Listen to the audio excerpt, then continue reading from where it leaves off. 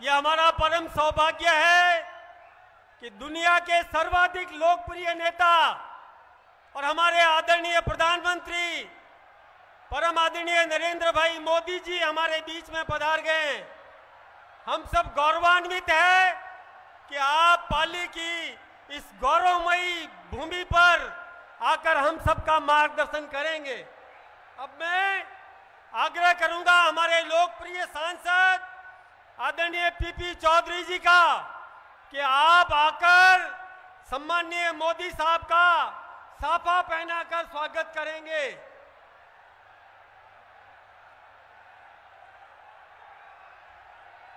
और दुपट्टे के लिए हमारे सम्माननीय जिलाध्यक्ष मनसाराम जी दुपट्टा पहनाएंगे।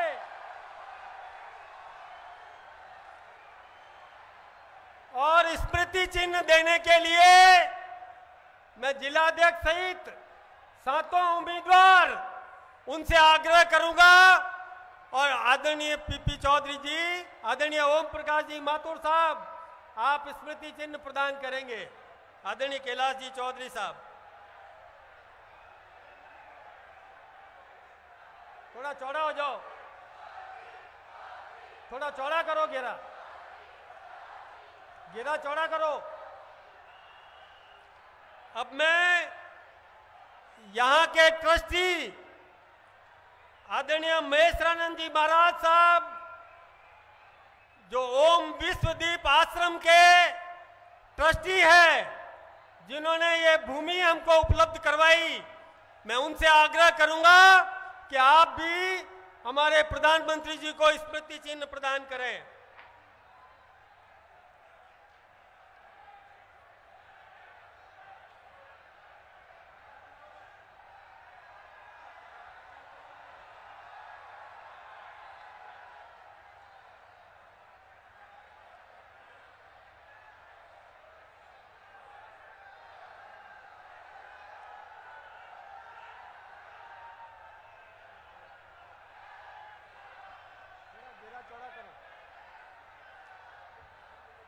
दूसरे महंत हैं आदरणीय परशुराम गिरी जी, जो जूना अखाड़ा के राष्ट्रीय मंत्री हैं।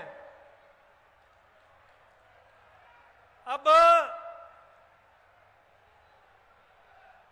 स्वागत भाषण के लिए मैं आग्रह करूंगा हमारे लोकप्रिय सांसद आदरणीय पीपी चौधरी जी आए और स्वागत भाषण करें। आदरणीय पीपी चौधरी साहब, एक बार जोरदार भारत माता का जयकारा। पूरे पाली में आवाज जानी चाहिए, पूरे पाली लोकसभा में आवाज जानी चाहिए। दोनों हाथ ऊपर और दोनों मुट्ठी बंद। भारत माता की, भारत माता की, वंदे वंदे। आज गोपाष्टमी भी है, गोमात की भी जयकारा। बोलिए गोमाता की।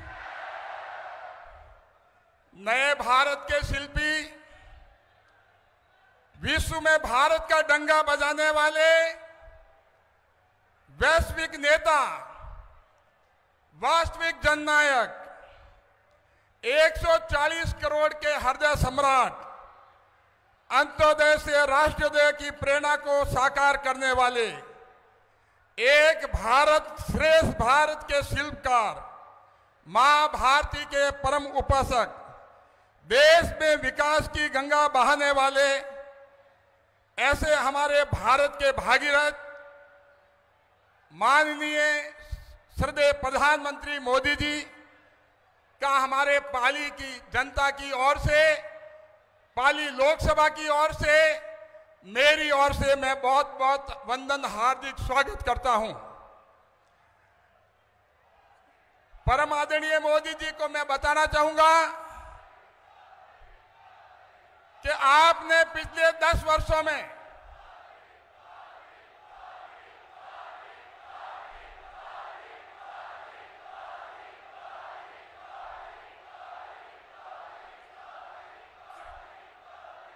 आप राजस्थान में जो विकास की गंगा आपने बहाई है, चाहे पाली लोकसभा क्षेत्र हो, चाहे पाली जिला हो, पूरे राजस्थान को बिना किसी भेदभाव के पिछले 10 वर्षों में लगभग 8,71,000 करोड़ रुपया विकास के लिए दिए। लेकिन यह भी बताना चाहूंगा कि 2014 के पहले कांग्रेस की मनमोहन सरकार ने 10 सालों में 1,60,000 करोड़ राजस्थान को दिए थे। लेकिन आपके दिए हुए जल जीवन मिशन के पैसे, जो कि राजस्थान हमेशा पानी के लिए तरसता है, वो काम जो है राजस्थान में बहुत पहले होना था, लेकिन वो काम समय पे नहीं होकर के, उसमें भ्रष्टाचार, क्वालिटी का काम नहीं होकर के जो भी हुआ, उसमें पाइपलाइन जिस स्तर पर होनी चाहिए वो नहीं है। तो जिस हिसाब से कांग्रेस सरकार ने, राजस्थान की गहलोत सरकार ने भ्रष्टाचार किया है, वो आम जनता के साथ में एक बहुत बड़ा धोखा किया है। आपने 60,000 करोड़ भेजे, आपने पंचायतों के फंड के भेजे, लेकिन पंचायतों में पैसे नहीं पहुंचने की वजह से कोई भी विकास नहीं हुआ। मैं धन्यवाद दूंगा प्रधानमंत्री मोदी जी को कि राजस्थान को रेलवे के लिए लगभग 630 करोड़ जो कांग्रेस सरकार भेजती थी, उसकी बजाय 2023 में करीब 9,300 करोड़ रुपया रेलवे के विकास के लिए भेजे। ये अपने आप में एक कीर्तिमान स्थापित है। मैं ये भी बताना चाहूंगा कि पिछले 5 सालों में कांग्रेस गहलोत सरकार ने एक तुष्टीकरण की पराकाष्ठा पे पहुंची, एक हिंदू विरोधी सरकार के रूप में साबित हुई, और किस तरह से एक पूरे राजस्थान में प्रायोजित दंगे हुए और दंगाइयों के खिलाफ में कोई कार्रवाई नहीं होना और हिंदू समाज के लोगों को प्रताड़ित करना, ये राजस्थान सरकार का पिछले 5 साल में काम रहा है। एक शर्मनाक बात है कि मेवात क्षेत्र में हिंदुओं का पलायन और एक समुदाय विशेष का आतंक जिस हिसाब से है, समुदाय विशेष के आरोपियों के हौसले बुलंद, और मेवात में बहन बेटियों के साथ दुष्कर्म और गोकशी की घटनाएं जो है वो लगातार बढ़ी हैं। रामनवमी की शोभा यात्रा को रोकना और आतंकी पर्याय पॉपुलर फ्रंट ऑफ इंडिया को कोटा में जुलूस की परमिशन देना, ये कांग्रेस की गहलोत सरकार पिछले 5 साल में कर रही है। यही नहीं, अलवर में राजगढ़ में कांग्रेस सरकार ने बुलडोजर करके 300 साल पुराना शिव मंदिर को ढा दिया, और जब शिवलिंग नहीं निकले वहां से, जब वहां से नहीं हटे, तो उसमें उन्होंने ड्रिल से उसको शिवलिंग को हटाया। तो मैं कहना चाहूंगा किस हिसाब से कांग्रेस सरकार जो है पिछले 5 सालों में एक तुष्टीकरण की राजनीति अपनाई, और मैं प्रधानमंत्री जी को आश्वस्त करना चाहता हूं, विश्वास दिलाना चाहता हूं, ये पाली की जनता, पाली लोकसभा की जनता, ये पाली भाजपा का गढ़ है आपके नेतृत्व में, और पाली की 8 सीटें हम आपकी झोली में जो है डालेंगे। और पाली बहुत बहुत धन्यवाद। जय हिंद, जय भारत, भारत माता की, भारत माता की, वंदे। धन्यवाद। अब आप सब जिनको सुनना चाहते हैं, आप जानते हैं कि दुनिया की अनेक प्रतिष्ठित संस्थाओं ने अनेक कोणों से आकलन करके सर्वे किया, और उस सर्वे में यह साबित किया कि दुनिया के सर्वाधिक लोकप्रिय नेता आदरणीय नरेंद्र भाई मोदी जी हैं। ये अनेक संस्थाओं ने सर्वे करके किया। आप जानते हैं कि कोरोना जैसी महामारी से दुनिया को बचाने का काम आदरणीय नरेंद्र भाई मोदी जी ने किया। हमारे पायलट अभिनंदन को और पाकिस्तान के चंगुल से निकालकर सुरक्षित भारत में पहुंचाया आदरणीय नरेंद्र भाई मोदी जी ने। आप जानते हैं कि रूस यूक्रेन युद्ध को बीच में रोककर, और जैसे 2 सांड लड़ते हैं उनके और सींग पकड़कर रोककर हमारे बच्चों को सुरक्षित निकालने वाले संरक्षक, अभिभावक आदरणीय नरेंद्र भाई मोदी जी, और आतंकवाद को नेस्तनाबूद करके, सर्जिकल स्ट्राइक करके और उस कारखाने को समाप्त करने वाले आदरणीय नरेंद्र भाई मोदी जी, हमारी अर्थव्यवस्था को सुदृढ़ करने वाले आदरणीय नरेंद्र भाई मोदी जी, और विकास की गारंटी आपको पता है आदरणीय नरेंद्र भाई मोदी जी कृणवंतो विश्वम आर्यम ये संदेश लेकर और दुनिया में वसुधैव कुटुंबकम का पाठ देने वाले और विश्व गुरु के पद स्थापित करने वाले आदरणीय नरेंद्र भाई मोदी जी को अब मैं निवेदन करूंगा कि कृपया हमारा मार्गदर्शन करें। आदरणीय मोदी साहब।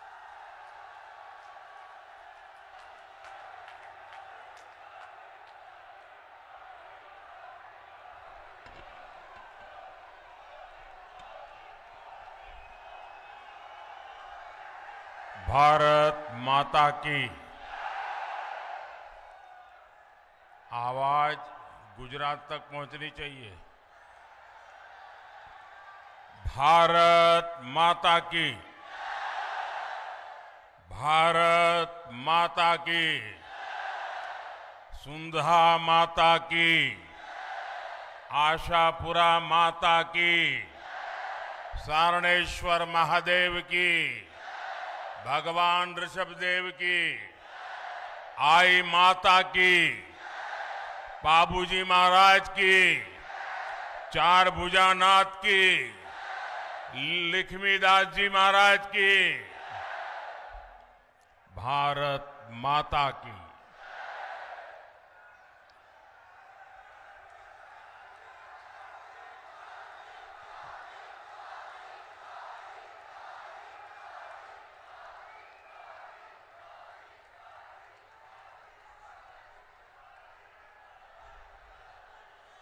(1857) की क्रांति के समय अंग्रेजों से लोहा लेने वाले योद्धा कुशाल सिंह जी की धरती पर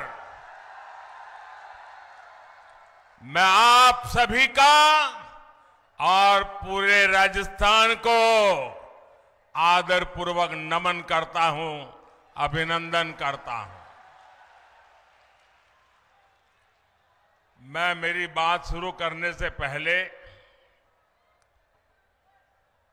आज आपका मैं विशेष रूप से धन्यवाद करना चाहता हूं। देखिए, ये हमारे ओम जी, हम ऐसे लोग हैं जो सालों से संगठन का काम करते थे। कंधे पर थैला लटका के बसों में जाना, पार्टी का काम करना और चुनाव प्रबंधन भी देखते थे। लेकिन कभी चुनाव में कोई हमें कहे कि आपको सभा मिलेगी, बड़े से बड़े नेता की मिलेगी, तो भी हम कहते हैं कि साहब हम तो सभा तो करेंगे, लेकिन सुबह 11 बजे मत दो, देना है तो 2 बजे, 3 बजे, 4 बजे दे दो। 11 बजे संगठन का काम करते समय भी मैं भी, अरे भाई बड़ा मुश्किल हो जाता है, सुबह लोग निकलते नहीं है। लेकिन मैं देख रहा हूं ये पाली की ताकत, पाली के लोगों का प्यार, पाली के कार्यकर्ताओं की मेहनत।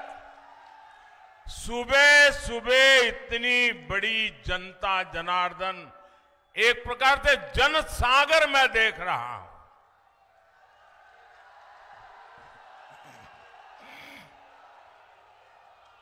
आप इतनी बड़ी तादाद में हम सबको आशीर्वाद देने के लिए आए हैं।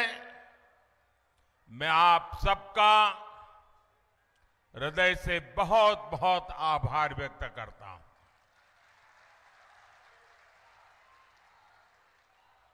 मैं जो पीछे मैं देख रहा हूं, जितने लोग पंडाल में हैं उससे ज्यादा लोग धूप में तप रहे हैं। आपको जो असुविधा हुई है, हमारी ये जो व्यवस्था छोटी पड़ गई है, और आपकी असुविधा के लिए भाजपा के कार्यकर्ता के नाते मैं सबसे पहले आप सबकी क्षमा मांगता हूं।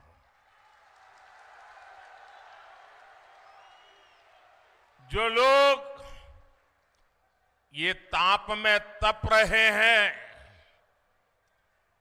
और बड़े धैर्य के साथ सभा को सुन रहे हैं, जो ताप में तप रहे हैं, उनको मैं विश्वास दिलाना चाहता हूं कि ये ताप, ये आपकी तपस्या कभी भी बेकार नहीं जाने दूंगा। मैं विकास करके उसे लौटाऊंगा। आपके लिए कल्याण योजनाएं लेकर के आऊंगा और आपकी इस तपस्या का मैं प्यार से उसकी कीमत चुकाऊंगा, ये मैं आपको वादा करता हूं। भाइयों बहनों, ये पाली ऐसा है कि जो कभी पाला बदलता ही नहीं है।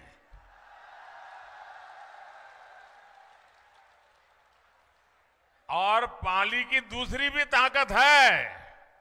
पाली वालों को मालूम नहीं है कि नहीं है, मुझे मालूम नहीं।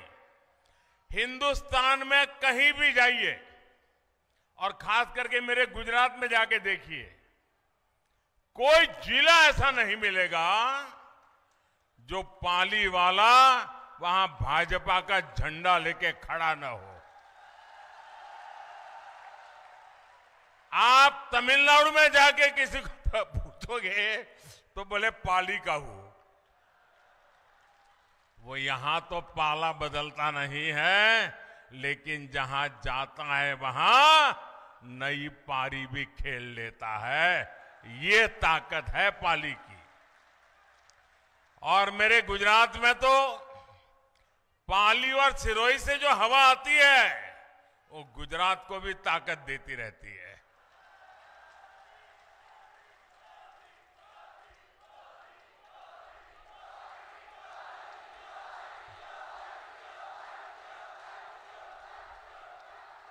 और मैं आज बड़े बड़े विश्वास से दो बात कह रहा हूं।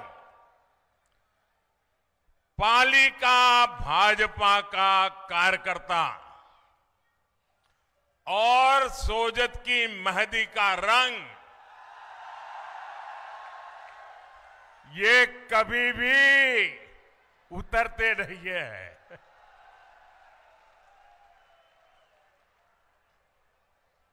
पाली के मेरे भाइयों बहनों, वाकई आज आपने दिल खुश कर दिया। मैं माताओं बहनों को विशेष प्रणाम करता हूं।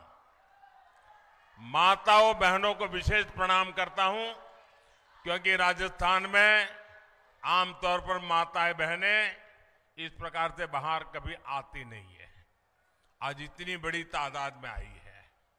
इतना ही नहीं, जब खाना पकाने का वक्त है तब वो राजस्थान का भविष्य बनाने के लिए आई हैं। और इसलिए खाना पकाना छोड़ करके राजस्थान का भाग्य बनाना, ये जब मेरी राजस्थान की माताएं बहनें करती है ना, तो राजस्थान का भविष्य उज्जवल है, ये निश्चित हो जाता है। माताओं बहनों को मेरा कोटि कोटि नमन।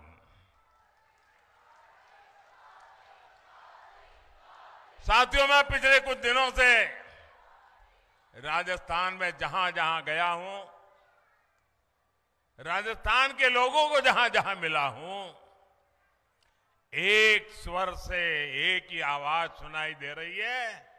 हर कोई कह रहा है, जन जन की है यही पुकार, जन जन की है यही पुकार,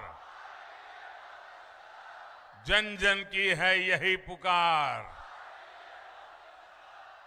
मेरे परिवारजनों, आज पूरा देश विकसित होने के लक्ष्य के लिए दिन रात मेहनत कर रहा है।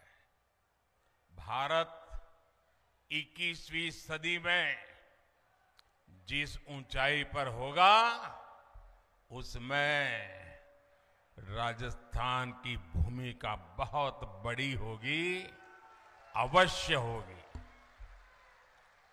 और इसलिए राजस्थान में ऐसी सरकार जरूरी है जो राजस्थान के विकास को सर्वोच्च प्राथमिकता दे। दुर्भाग्य से पिछले 5 साल राजस्थान में जो कांग्रेस सरकार रही, उसने अपने लोगों को विकास में और पीछे धकेल दिया। यहां की कांग्रेस सरकार के लिए भ्रष्टाचार से बड़ा कुछ भी नहीं है। यहां की कांग्रेस के लिए परिवारवाद ही सब कुछ है। यहां की कांग्रेस सरकार तुष्टीकरण के अलावा कुछ नहीं सोचती। तुष्टीकरण की राजनीति का असर क्या होता है, इसको राजस्थान ने बीते 5 वर्षों में झेला है। कांग्रेस ने राजस्थान को दंगों में झोंक दिया। दंगों और आतंक की मानसिकता रखने वालों के हौसले बुलंद हो गए।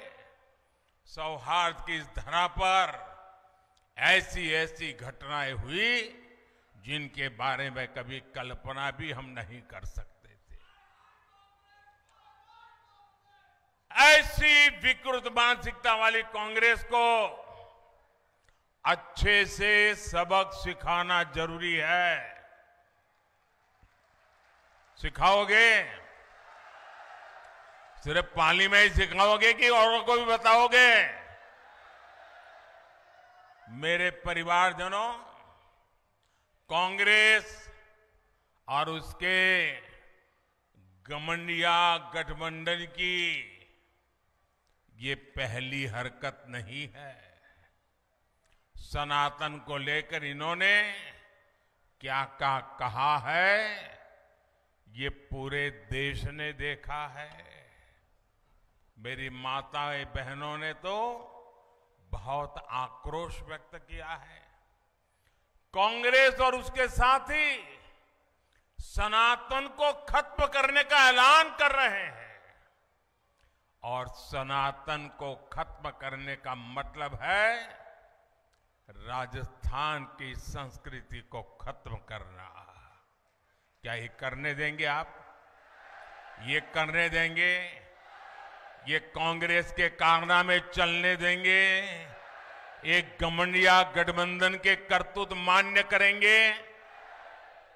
साथियों, हम सब तो भली भांति जानते हैं, यहां जालोर जिले में कानीवाड़ा में हनुमान जी का प्राचीन मंदिर है। उस हनुमान जी के प्राचीन मंदिर में पीढ़ियों से दलित समाज के ही पुजारी होते हैं, भगवान की पूजा करते हैं, और सब लोग जाकर के वहां आशीर्वाद लेते हैं, प्रसाद आरोग्य करते हैं।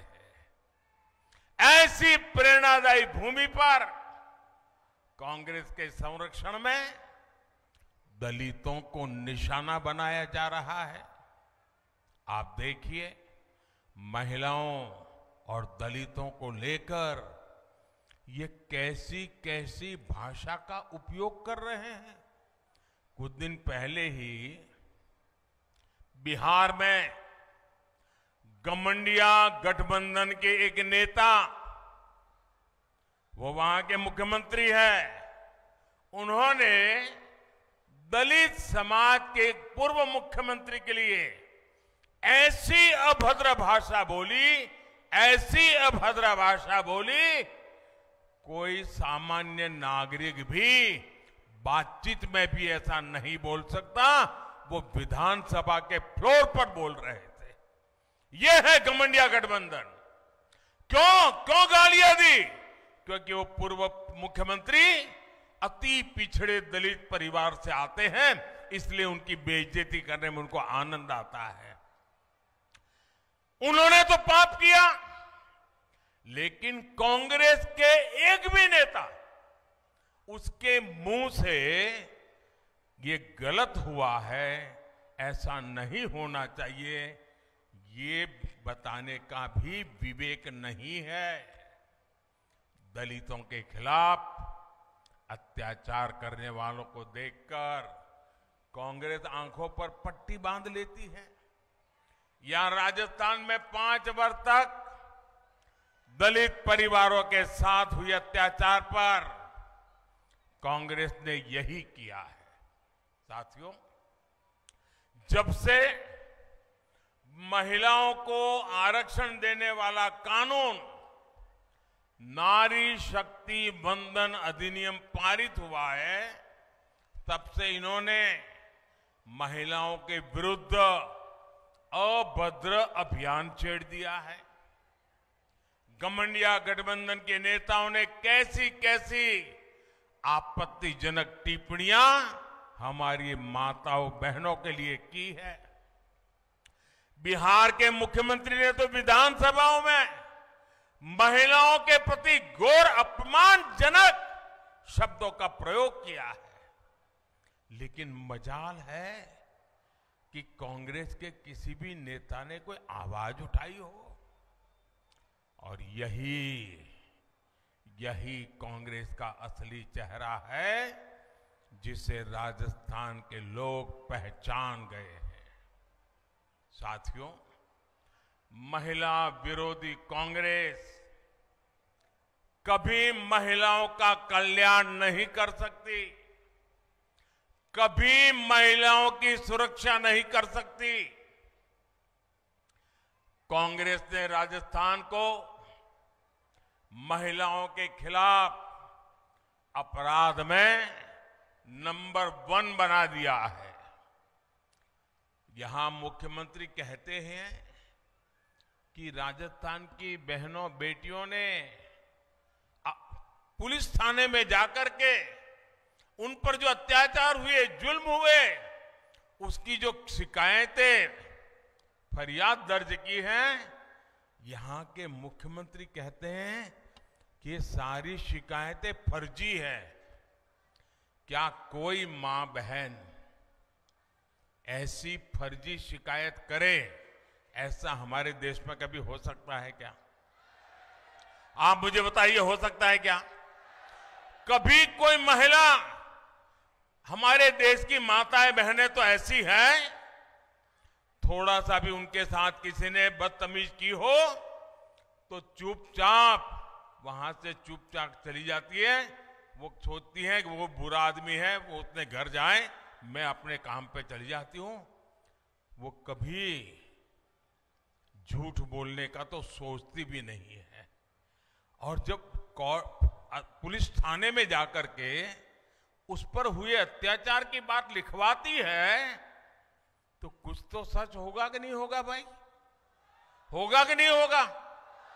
अरे मुख्यमंत्री ये कहे कि भाई हम जांच करवाएंगे, वे तो मुख्यमंत्री सर्टिफिकेट देते हैं कि महिलाएं आजकल फर्जी चीजें लिखवा देती हैं।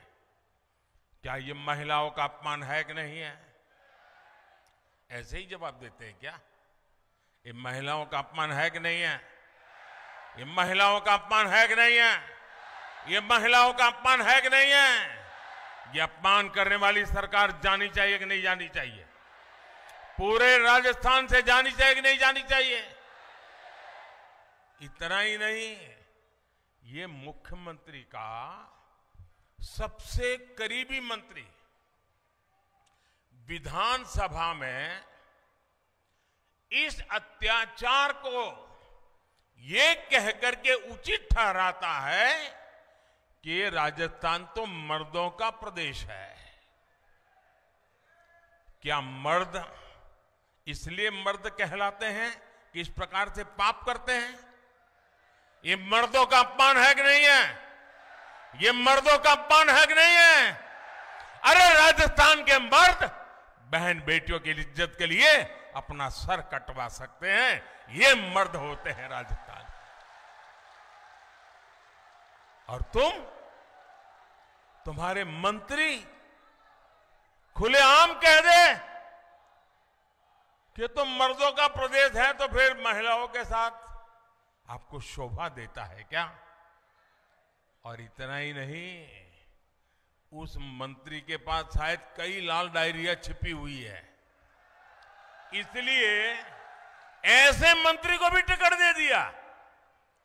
इसका मतलब ये हुआ महिलाओं पर अत्याचार और जुल्म करने वालों को कांग्रेस की दिल्ली सरकार भी, कांग्रेस के दिल्ली के कारनामे करने वाले लोग भी, कांग्रेस के दिल्ली में बैठे हुए सारे बाजीगर भी ये जादूगर की हर बात मानने लग गए हैं।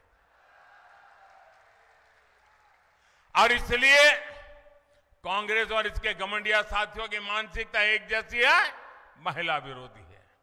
मैं राजस्थान की हर बहन बेटी को कहूंगा, आपको राजस्थान से कांग्रेस को साफ करने के बाद ही चैन से बैठना है। कांग्रेस के लोग सिर्फ एक परिवार के बारे में सोचते हैं। भाजपा के लिए आप सभी हमारा परिवार है। भाजपा का निरंतर प्रयास है कि हर परिवार की बचत को कैसे बढ़ाया जाए। आप याद कीजिए, कांग्रेस की सरकार जब थी तब 2 लाख रुपए तक की इनकम पर भी टैक्स लगता था। यहां के लोग तो बराबर व्यापार दुनिया से जुड़े हुए हैं। 2 लाख रुपए पर टैक्स लगता था कि नहीं लगता था? जरा जवाब दीजिए, याद कीजिए। कांग्रेस के जमाने में 2 लाख रुपया पर टैक्स लगता था कि नहीं लगता था? ये मोदी के आने के बाद 7 लाख रुपये तक एक नया पैसा टैक्स नहीं लगता है। मेरे मध्यम वर्ग के पैसे बचते हैं। 2014 में सरकार बनने के बाद भाजपा ने डायरेक्ट टैक्स में जो कमी की है, उसकी वजह से मध्यम वर्ग के जेब में 2.5 लाख करोड़ रुपए बचे हैं। और ये हमारे कर्मचारी हो, हमारे व्यापारी हो, छोटे दुकानदार हो, इनके लिए बहुत बड़ी राहत का काम है। साथियों, ये केंद्र की भाजपा की सरकार की नीतियां हैं, जिसकी वजह से आज आपके मोबाइल का बिल भी कम आ रहा है। कभी आपको मालूम है पहले मोबाइल का कितना बिल देते थे आप? सब भूल गए। अब ये भूल जाओगे तो कैसे चलेगा भाई? जरा पुराना हिसाब किताब निकाल दीजिए। 2014 के पहले आपके पास अगर मोबाइल फोन था तो मोबाइल का बिल कितना आता था, वो जरा देख लीजिए। कांग्रेस सरकार के समय में आप जितना मोबाइल डेटा खर्च करते थे, आज अगर डेटा की कीमत वही होती, 2014 में जो दाम देने पड़ते थे, आज अगर वही होता ना, तो हर महीने सिर्फ मोबाइल खर्च में आपको 5,000 रुपये अधिक खर्च करना पड़ता। अभी आपका हर महीने 5,000 रुपया बचा कि नहीं बचा? जरा जोर से बोलो ना, पैसा बचा यार, मारवाड़ी हो। 5,000 रुपया बचा कि नहीं बचा? आज एक घर में 3 या 4 मोबाइल होते हैं तो कितना रुपया बचा? कितना रुपया बचा? ये मोदी का काम करने का तरीका है। अनेक परिवार है। अब आप देखिए कि मध्यम वर्ग का परिवार हो, कोई गरीबी से लड़कर के बाहर आया हुआ नया नया मध्यम वर्ग में आया है, लेकिन परिवार में बुजुर्ग माँ बाप हो और मान लीजिए एक डायबिटीज जैसी बीमारी आ गई, तो उसको हर महीने जो दवाई लेनी पड़ती है ना, 1,000-2,000 रुपया का अतिरिक्त खर्चा हो जाता है। होता है कि नहीं होता है? लेकिन हमने स्थान स्थान पर प्रधानमंत्री जन औषधि केंद्र खोले। 80% डिस्काउंट। कितना? जरा बोलिए ना भैया। 80% डिस्काउंट। कितना? 80% डिस्काउंट। ये माताओं बहनों को पूछना डिस्काउंट क्या होता है। दिवाली में साड़ी की दुकान पे जाएं और कोई बड़ा बोर्ड लगा दे कि 10% डिस्काउंट, तो वो साड़ी कहां वहां खरीदने जाती है, क्योंकि डिस्काउंट हमारे देश में बहुत चलता है, लेकिन कोई 10% 20% से ज्यादा डिस्काउंट देता नहीं है। ये आपका बेटा दवाइयों में 80% डिस्काउंट, ताकि मध्यम वर्ग के परिवार में डायबिटीज की दवाई लानी पड़े तो जो दवाई उसको 2,000 रुपये में लानी पड़ती थी, वो उसको 10%, 20% में मिल जाती है भाइयों। उसका 80% पैसा बच जाता है। मेरे परिवारजनों, कोरोना का ही संकट काल में दुनिया का सबसे बड़ा मुफ्त राशन देने का अभियान हमने शुरू किया। आप जानते हैं कितनी भयंकर बीमारी आई थी, मौत मंडरा रहा था। दुनिया भर में अस्पतालों से खबरें, मतलब डेड बॉडी के ढेर दिखाई देते थे। पूरे देश चारों तरफ मौत का आतंक छाया हुआ था कि नहीं था? कोविड ने डरा दिया था कि नहीं डरा दिया था? कब घर में मौत आकर के दरवाजे पर खटखटाएगी, डर लगता था कि नहीं लगता था? बेटा भी मां की सेवा के लिए उसके कमरे में नहीं जा पाता था, मां भी बेटे की सेवा नहीं कर पाती थी। हर किसी को लगता था कहीं कोरोना हो जाए। और उस समय बाहर भी सारा काम बंद हो गया था, लोग भी अपने अपने घर वापस चले आए थे। तब ये आपका बेटा सोता नहीं था, ये आपका बेटा दिन रात जागता था। और तब मैंने तय किया था, कुछ भी हो जाए, कुछ भी हो जाए, कितनी ही मुसीबत क्यों ना आए, खजाना खाली क्यों ना हो जाए, लेकिन किसी भी घर का चूल्हा बुझने नहीं दूंगा। किसी गरीब मां को आंसू बहाने के लिए मजबूर नहीं होना पड़ेगा। कोई बेटा भूख से नहीं सोएगा। मुझे बताइए, हम तो राजस्थान के लोग हैं, पानी की एक प्याऊ भी कर देना तो भी लोग कहते हैं पुण्य का काम किया। कहते हैं कि नहीं कहते? आज भी लाखा बंजारा को याद करते हैं कि नहीं करते? और किसी को थाली भर दें, संकट के समय भी उसको मुफ्त में खाना मिल जाए तो आशीर्वाद देता है कि नहीं देता है? आशीर्वाद देता है कि नहीं देता है? पुण्य मिलता है कि नहीं मिलता है? ये काम पुण्य का किया है कि नहीं किया है? ये पुण्य किसको मिलता है? ये पुण्य किसको मिलता है? ये पुण्य किसको मिलता है? ये पुण्य किसको मिलता है? यही तो गलती हो जाती है।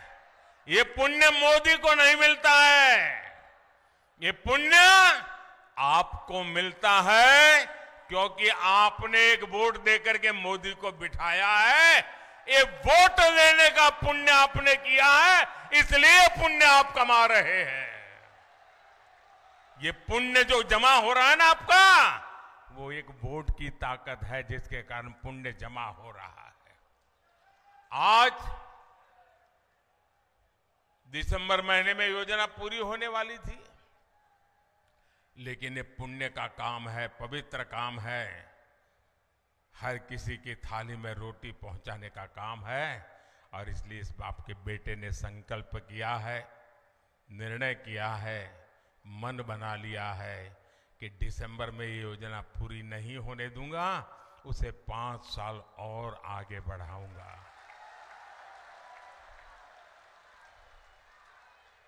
लेकिन कांग्रेस के भ्रष्ट लोगों ने इसमें भी भ्रष्टाचार का मौका खोज लिया। मेरे परिवारजनों, राजस्थान सरकार की लूट का एक और उदाहरण पेट्रोल की कीमत है। आप देखिए, राजस्थान के अड़ोस पड़ोस के राज्य, राजस्थान का पड़ोसी यूपी है, राजस्थान का पड़ोसी हरियाणा है, राजस्थान का पड़ोसी गुजरात है, वहां भाजपा की सरकारें हैं। वहां पेट्रोल 97 रुपये प्रति लीटर मिलता है, 97। लेकिन कांग्रेस की राजस्थान सरकार गुजरात, उत्तर प्रदेश, हरियाणा से 12-13 रुपया पेट्रोल एक लीटर का ज्यादा लेती है, महंगा पेट्रोल बेचती है और कट की कंपनी चलाती है। और इसके कारण राजस्थान में लगातार कीमतें बढ़ रही है। मैं आज राजस्थान को वादा करता हूं, मैं गारंटी देता हूं, 3 दिसंबर के बाद भाजपा सरकार बनेगी तो उसके बाद पेट्रोल डीजल की कीमतों की समीक्षा की जाएगी। इससे गरीब और मिडिल क्लास परिवारों को बहुत राहत मिलेगी। मेरे परिवारजनों, जहां जहां भाजपा की डबल इंजन सरकार है, वहां वहां केंद्र की हर योजना तेजी से जमीन पर उतरती है, या फिर भाजपा की राज्य सरकारें अपना भी कुछ उसमें जोड़ करके देती है। जहां जहां भाजपा सरकारें हैं, वहां पीएम किसान सम्मान निधि के 6,000 रुपये के साथ भाजपा की राज्य सरकार भी अपनी तरफ से 6,000 किसानों को और जोड़ करके देती है। अब मैं राजस्थान भाजपा के नेताओं को बधाई देता हूं। उन्होंने भी संकल्प किया है कि 3 दिसंबर को बाद भाजपा की सरकार बनने के बाद किसान को 6,000 रुपया और यानी अब 12,000 रुपया मिलना शुरू हो जाएगा। लेकिन भाइयों बहनों, किसान विरोधी, गरीब विरोधी कांग्रेस सरकार आपके हित में ऐसा कोई फैसला ले ही नहीं सकती है। एक और उदाहरण मैं देता हूं, गरीबों को पक्का आवास देने की योजना। लेकिन राजस्थान में हम पूरी कोशिश के बाद भी अभी तक लगभग 20 लाख गरीब बना पाए हैं। यहां पाली जिले के गांवों में भी 35,000 से अधिक घर बने हैं। इनकी संख्या बहुत ज्यादा हो सकती थी, लेकिन राजस्थान की गरीब विरोधी सरकार ने गरीबों के घर बनाने में लगातार अड़चनें लगाई। और मुझे भी हेलीपैड पर कार्यकर्ता मिले, वो बजा रहे थे कि जब भी रजिस्ट्री होती थी तो राजस्थान की सरकार ऑनलाइन को सब बंद कर देती थी, ऑफलाइन कर देती थी, और बोले हमारा रजिस्ट्री नहीं होती थी, ऐसा पाप करते थे। ये गरीब विरोधी कैसी मानसिकता है। भाइयों बहनों, आप मेरा एक काम करेंगे,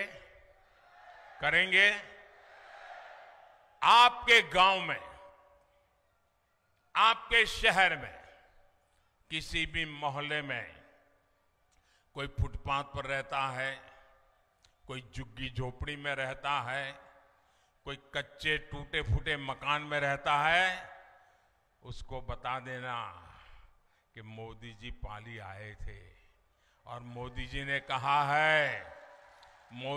कहा है कि 3 दिसंबर को बीजेपी की सरकार बनने के बाद ये गरीबों को पक्का घर देने का काम फिर से चालू होगा और उनका घर भी बन जाएगा। ये काम करोगे? जाकर के बताओगे? ये मोदी की गारंटी है, बताओगे? साथियों, राजस्थान में हर घर नल से जल पहुंचाने के अभियान को भी कांग्रेस ने लूटने का काम किया है। हरियाणा और गुजरात में भाजपा सरकारों ने 100% घरों तक नल से जल पहुंचाया है, लेकिन राजस्थान में अभी तक आधी आबादी तक भी पानी पहुंचा नहीं है। माताओं बहनों से उनकी क्या दुश्मनी है मुझे समझ नहीं आ रहा है, वरना सबसे पहला काम कोई पानी पहुंचाने का करता और तब मेरी माताएं बहनें इतना आशीर्वाद देती, लेकिन उन्होंने नहीं किया तो नहीं, होने भी नहीं दिया। मैं दिल्ली से नल के लिए पैसा भेजता हूं, पाइप के लिए पैसा भेजता हूं, और यहां कांग्रेस ही कागजों पर नल लगाते हैं और पैसे डकार कर जाते हैं। राजस्थान को पानी की समस्याओं मुक्त करने के लिए कांग्रेस ने भी, अगर आपको पानी चाहिए तो आपको ये काम करना पड़ेगा, करोगे? अगर आपको पानी चाहिए तो कांग्रेस से मुक्ति पानी होगी। मेरे परिवारजनों, मैंने सुना है कि यहां खुद को जादूगर कहने वाले सीएम अपनी हार से इतना बौखला गए कि उन्होंने मीडिया को भी धमकाना शुरू कर दिया है। पता नहीं ये डरते कि नहीं डरते मुझे मालूम नहीं, लेकिन धमकाना शुरू कर दिया है।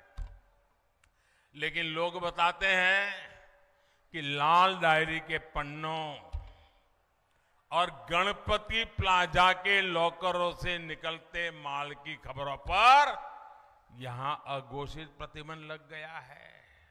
छप ही नहीं रहा है, टीवी पे नहीं आ रहा है। अचानक क्या हो गया भाई? मीडिया को दबा करके इनसे झूठी खबरें लेकर जुड़ी जो खबरें हैं वो छापो मत और झूठी खबरें छापो, ये खेल कर रहे हैं गहलोत जी। अरे जिनकी नैया को जनता ने डुबाने का ठान लिया है वो कांग्रेस पैसे देकर अखबारों में फर्जी लहर चलवा रही है, और जादूगर साहब आपका जादू आपकी काली कमाई के सच को दबा नहीं सकता है, ये पाप से आपको बचा नहीं सकता है। जिन युवाओं का भविष्य पेपर लीक करके बेचा गया है उस पर यह जादू नहीं चलेगा। जिन कर्मचारियों को ट्रांसफर पोस्टिंग के नाम पर लूटा गया है, परेशान किया गया है, उन पर यह जादू नहीं चलेगा। मेरे परिवारजनों, कांग्रेस सरकार ने पाली समेत पूरे राजस्थान को अपने हाल पर छोड़ दिया है। कांग्रेस सरकार के डूलमुल रवैये के कारण पाली शहर की स्थिति भी खस्ता हाल है। आप लोगों को आए दिन प्रदर्शन करना पड़ता है, मोर्चे निकालने पड़ते हैं, संघर्ष करना पड़ता है, लेकिन कांग्रेस के नेताओं ने कभी इसकी परवाह नहीं की। अब कांग्रेस के ऐसे नेताओं को सबक सिखाने का समय आ गया है।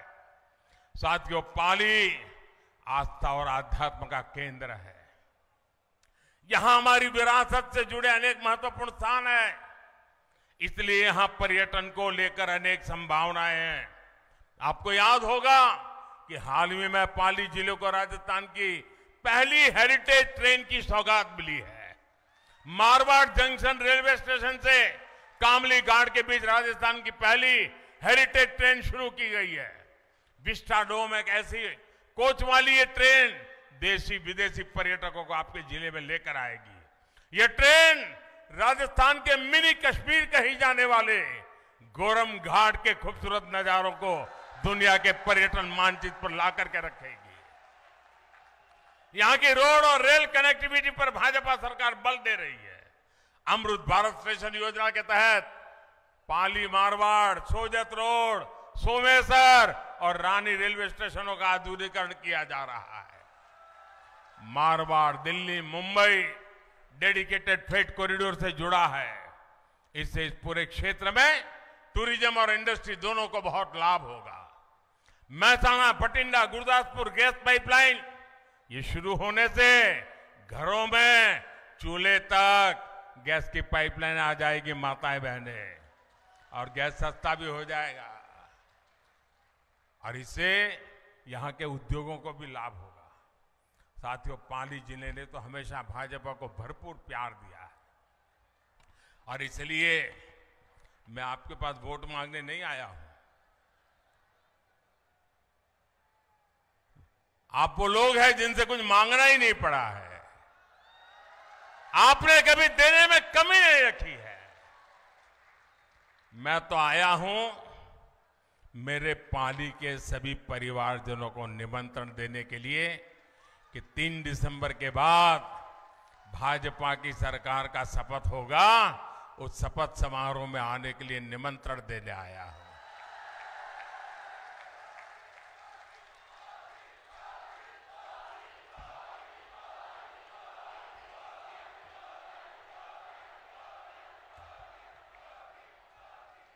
अच्छा, मैं एक संकल्प लूंगा और आपको दोहराना होगा।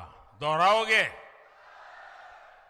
आपको बोलना होगा, कमल चुनेगा राजस्थान। क्या बोलना है?